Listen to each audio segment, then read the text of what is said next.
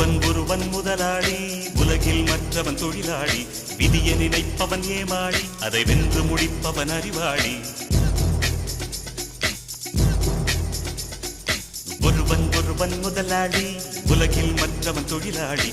விதியை நினைப்பவன் ஏமாளி, அதை வென்று முடிப்பவன் அறிவாளி. பூமியை வெல்ல ஆயுதம் எதற்கு, பூப்பறிக்க கோடரி எதற்கு, பொன்னோ பொருளோ பொற்களம் எதற்கு, ஆசை துறந்தால் அகிலம் உனக்கு.